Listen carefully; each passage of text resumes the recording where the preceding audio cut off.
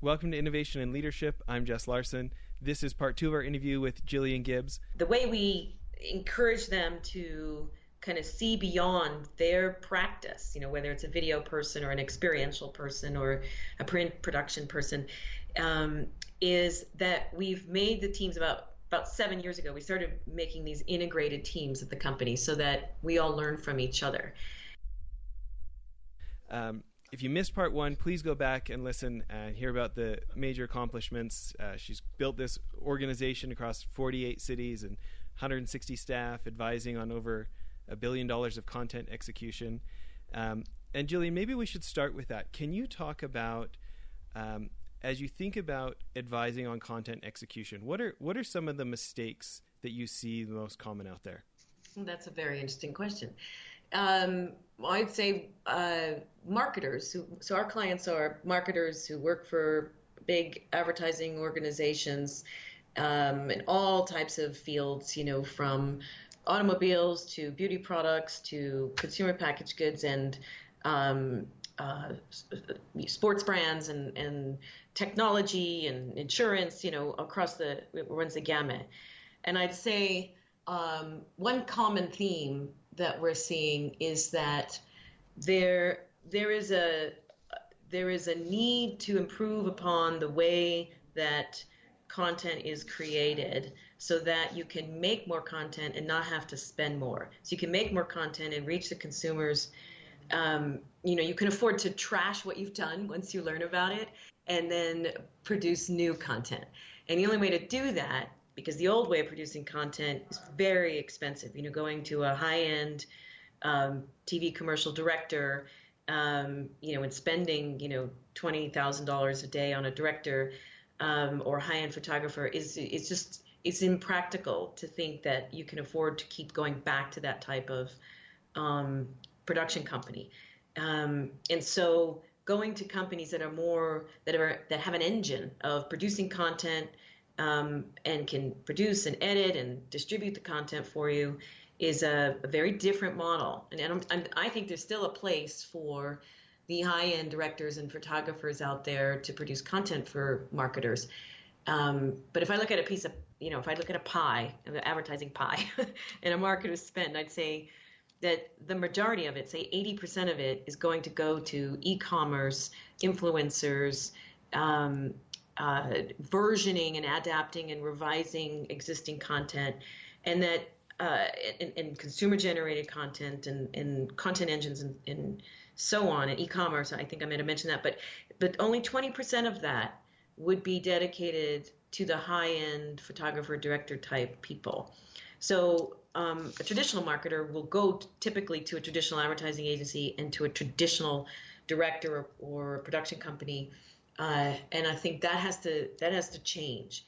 The important thing is that those wonderful, talented directors and photographers understand how to produce really great quality content.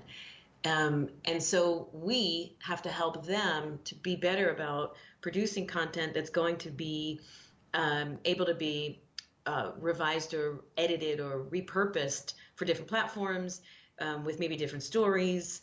Once we start to learn and get information from the consumers as they're seeing the content in market. So that big shoot, that big production, that where you might have a high-end director needs to just work harder for you versus work to produce one asset and then you're doing a bunch of cut downs. Yeah, that doesn't work anymore. Sure. So when you think about organizations that are doing this right, who do you feel like has elements of this nailed? The type of clients? Yeah. Are there any like brand name clients? Are there the Procter & Gamble's or BMW's, or is there Red Bulls, or who do you feel like is leading the curve on maybe shifting that pie in a good way?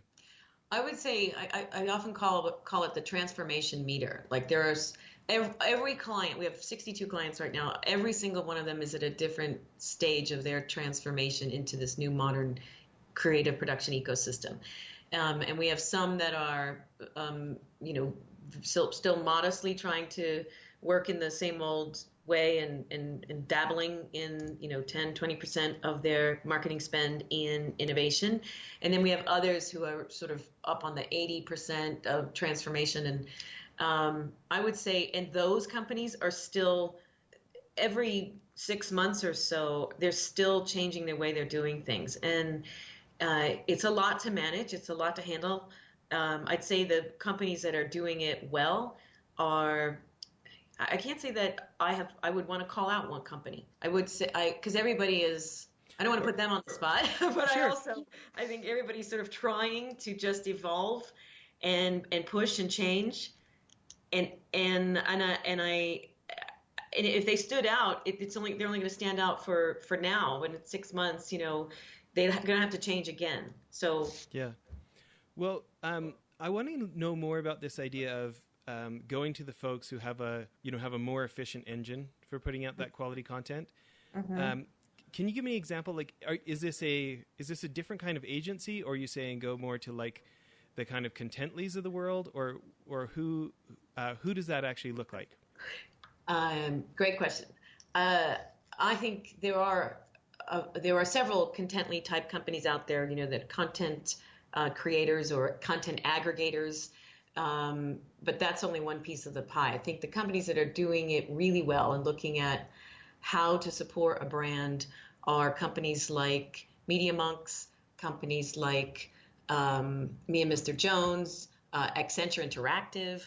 Those three companies, I think, are very forward-thinking in the way that they're approaching content creation. They're using technology. They're using a combination of content aggregators with high-end production companies and directors and photographers. They're using AI or information about the consumer, data that informs the way that they're going to produce their content. And it's the content planning that they all do really well, which is way up front. They're thinking about all the assets that need to be created and distributed across many platforms, versus the traditional ad agencies who very much are still very TV centric and think about the production of a TV ad and then cut down versions from that. The more modern, sort of evolved companies, the three that I just mentioned are three of several, but the three that are on top of my list currently, those are the ones that are thinking about how to plan properly to produce the right content to get the best results based on consumer data.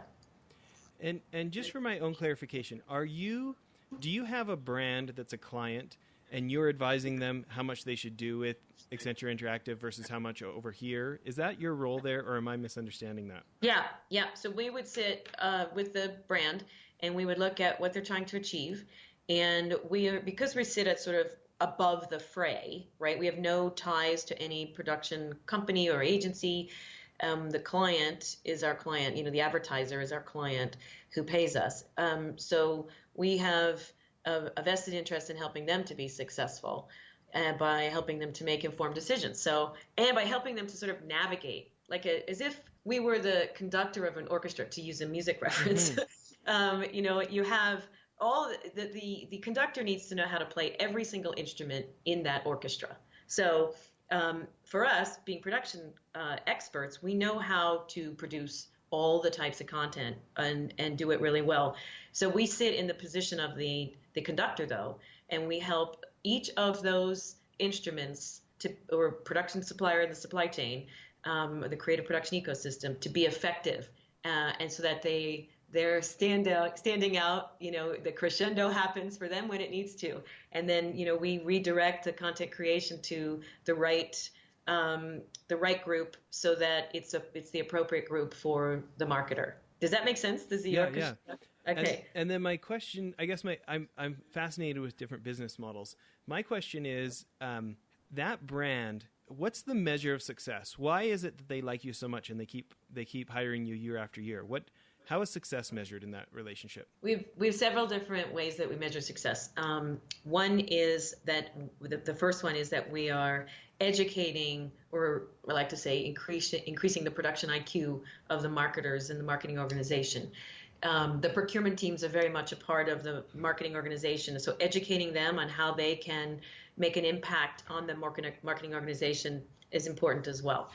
And then getting the creative suppliers to be at their best to support the marketer. So that sort of the connecting the dots, educating everyone.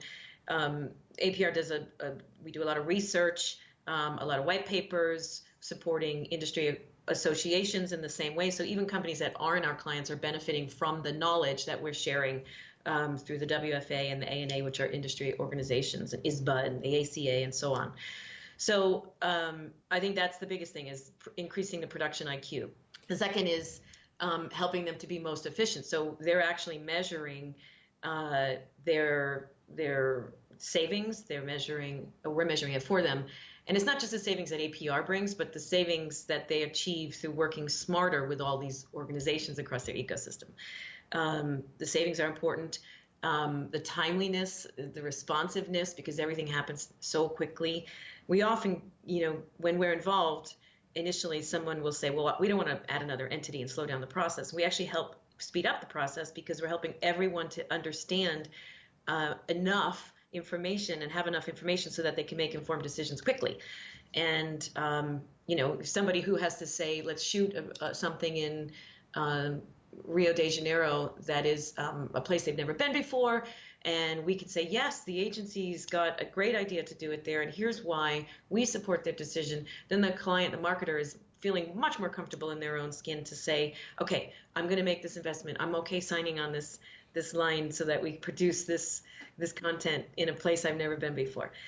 So I would say those three things: improving the production IQ and therefore the confidence level of the marketer and their procurement teams, helping to achieve cost savings and other types of efficiencies, time efficiencies as well.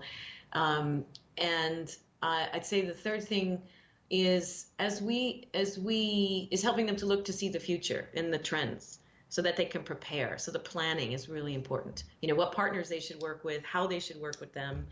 I'd say that's how we're measured. Yeah. I'm interested because there's obviously such technical aspects of what you do. I'm interested in your philosophy, because it sounds like your people they really become that kind of trusted advisor, strategy advisor to your clients. I'm interested in how you think about growing that in your team over time and helping them reach higher levels of that skill set. That is a very, very good question, and something that we are grappling with right now.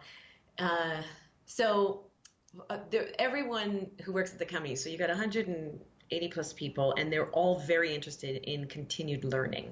So we have that, right? So they already are motivated and interested in learning, and the way we encourage them to kind of see beyond their practice, whether it's a video person or an experiential person or a print production person, is that we've made the teams about 7 years ago. We started making these integrated teams at the company so that we all learn from each other. And we have training sessions that occur monthly, and we have committees where people they raise their hand and say, I'd like to learn more about, let's say, AR and VR. And so there's a committee who owns that topic. There's a committee who owns a topic on music. And there's a committee that we have 24 different practice leaders who all own their own practice. And then we intentionally bring them together. We have a training director at APR who is responsible for training internally, who's also responsible for training our external clients. So it's very intentional, and it's hard to upskill people, especially when you're not all together in one location. It's so far so good. It's working right now. And this going to this content sort of strategic role, the production strategy role, is, I don't know if I mentioned it in part one, but it's about play acting. It's about, putting people in a situation where you say, okay, if this happens, with your client, with your marketer, how would you respond to that? For the most part, it's working. People are seeing, oh, wow, that just happened to me. My client just asked me that. One thing I noticed just over the course of my 30 years doing this is that the people around the globe are very similar, and they're struggling with the same things in the marketing space. So what's happening in Asia is happening in LATAM, is happening in North America and EMEA. And it's fascinating to watch because it kind of goes, you hear the same language from people. So we used to talk about, in this space, we used to talk about cost controlling, then we talked about production consulting, then production management, then production optimization, and now we're on to content production strategy. So it's all the same thing. Overall, it means, we're all working to help our clients make informed decision in the production of their creative assets. But the words that we're using, so a lot of the teaching is the taxonomy in terms of how you talk about what we did before, in positioning ourselves as, I'd say, I'm going to throw something out there, but as production optimists. I love there's trademarked. There's no one way to do this, and we're all learning right now. So be entrepreneurial in the way you think about it, and just have the conversation has been super helpful in saying, you know what, you don't have to walk into a room and know everything, but you do have to walk in the room and have a seat at the table so that we can help contribute to the process, and that says a lot. I love it. I was just listening to a Clayton Christensen interview this week, the Harvard professor that wrote Innovator's Dilemma and those famous books. And what you're doing is what he says he thinks is the greatest threat to Harvard. He calls it on-the-job university, where instead of paying huge amounts of money to go to Harvard, organizations like yours say, hey, you want to learn about strategy? Okay, let's have a session on it. Then actually do some strategy. Then let's come back and talk about it. Yeah. And that learning by doing approach, he actually feels like is the biggest threat to Harvard. Ooh. Yeah, you had no idea you were so fancy, did you? Nice. Let me talk to the people at Harvard. Yeah, right? So, listen, I know you're covered in the media a lot and stuff. What's a question that you don't get asked much that you wish people would ask more? Or what's a passion soapbox item for you? Either way. That has to do with the... Anything. Well, I would say you've asked it. Could be underwater basket weaving, whatever you want. A topic that I really want someone to ask me. Yeah, just what are you passionate about? What do you think people should talk more about? What do you want to talk more about? I'll tell you what, I think it's music and how music influences the workplace. Tell me about that. I've been through a few conferences where there's absolutely no music, and you've got 1,000 people in a conference, and just people getting up and talking at them, and I think music is so important to creating moods. It's into helping us learn, and I don't think there's enough. I don't think there's enough music out there to help us in business, and I'd like to see more of that.